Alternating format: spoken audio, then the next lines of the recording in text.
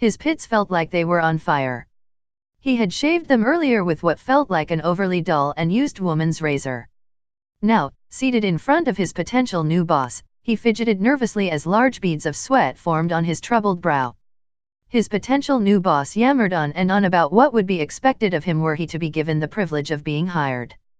He nervously trembled as he attempted to subtly move his arms enough to allow some air to hit his burning pits.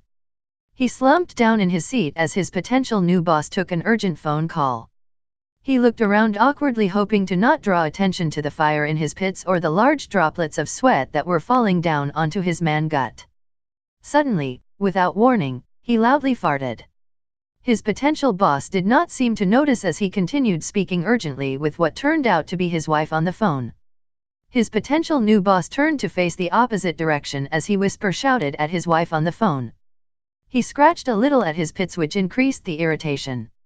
He tried to stand slightly and adjust his tight dress shirt when he accidentally expelled another fart, which allowed a small chunky to exit his cornhole and cling to his Fruit of the Looms. He panicked. The smell was already beginning to fill the small and poorly air-conditioned office. With his potential new boss still turned away from him, he quickly stood and yanked a tissue from the box on the desk in front of him.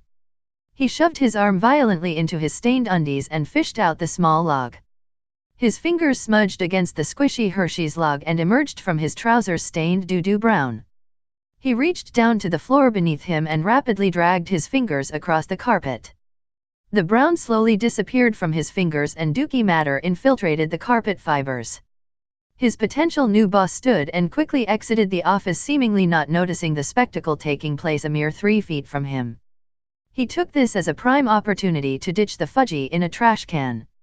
But, unfortunately, there was no room in the trash can as it was filled with trash already. He attempted to shove it down deep into the can but accidentally cut his finger on a discarded razor blade laying stealthily among the trash.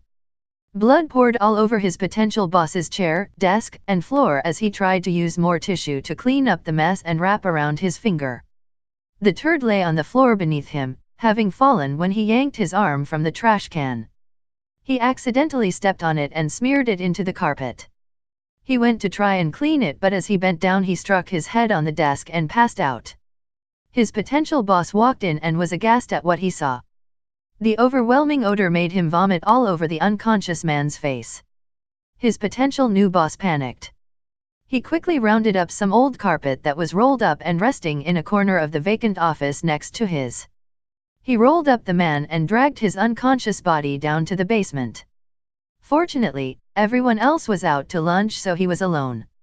He lifted the heavy unconscious man off of the floor and stuffed him into the building's trash compactor.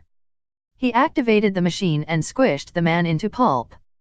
He vomited again before emptying the compactor and moving the contents into the incinerator, where he was able to burn up any evidence. He then went back to his office and cleaned up. He deleted any email correspondence the two men might have shared. The panic slowly subsided as the remaining hours of his workday passed. He managed to remove all traces of the man and their meeting and retreated back to the safety of his home and loving family. The next day, when he arrived at work, the owner of the company was waiting for him in his office. He panicked. But, the owner was there to tell him that he was giving him a promotion with a substantial increase in salary. That night, the man celebrated by taking a supermodel to dinner. A week later he divorced his overweight wife and married the supermodel. She was worth millions and millions of dollars. She bought him expensive cars and a mansion and spent all of her nights nestled on the floor beside him, rubbing his feet and telling him how amazing he was. He lived happily ever after. It's been a